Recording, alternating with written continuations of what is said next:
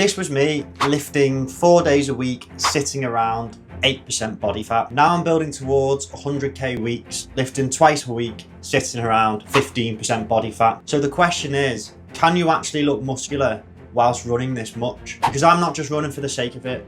I'm building up towards a sub 3 hour marathon. And if chasing that time means losing muscle, I want to know about it.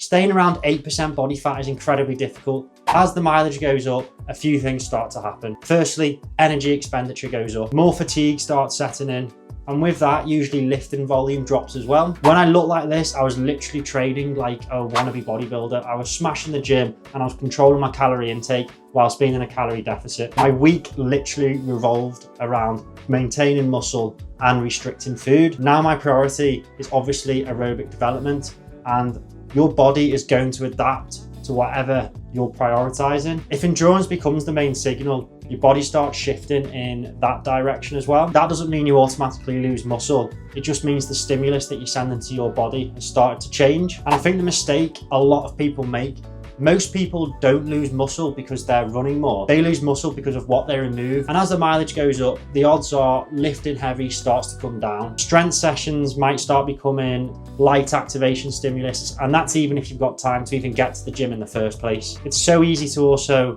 underfuel and not get enough protein in. Your body's just literally craving carbohydrates. And believe me, I understand exactly how that feels. The last thing you want to do after a long run is smash in a high protein meal. All you care about is getting some stodgy carbohydrates in, like a pizza. Running doesn't kill muscle. It's removing that muscular tension and that stimulus to the body to build muscle whilst underfueling. And so what I do to try and maintain muscle, there's 3 rules and they're all really simple. Number 1, you've got to be lifting the movements that give the biggest bang for the buck.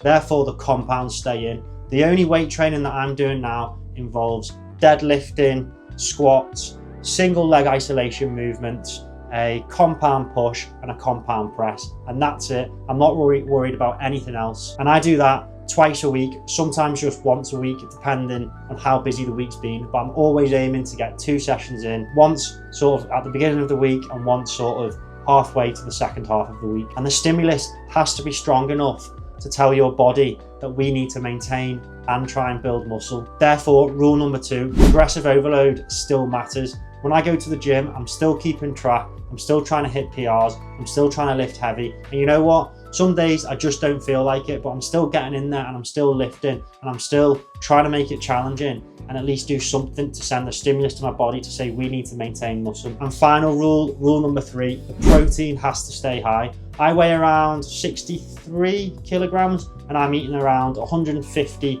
grams of protein every single day.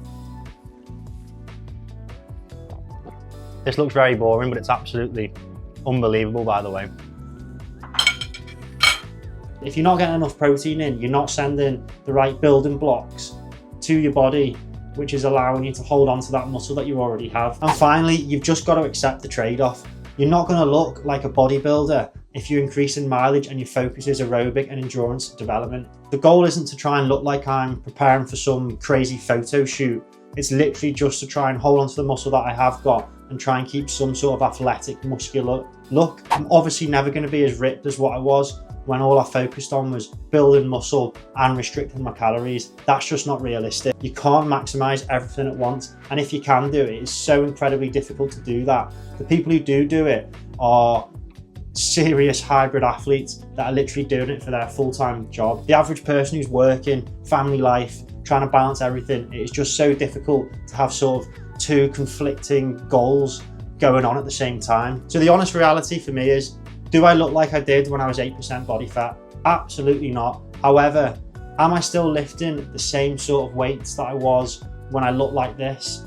Pretty much, to be honest. Maybe some of my strength has gone down slightly, but overall I've kept the intensity and the number on the weight pretty much the same as what I look like here. You know what? The goal right now is endurance and aerobic development. At the end of the day, that's my focus, but you know what? You absolutely can still keep muscle. You don't have to just lose it because you're running. Listen, I'm building my mileage up to as much as what I can handle as I try and focus on getting my goal to a sub 3 hour marathon. If you're interested in following along, feel free to check the channel out, or please drop down in the comments below how you balance weight training, strength training with your running goals as well. Thank you for watching, and I shall see you all soon.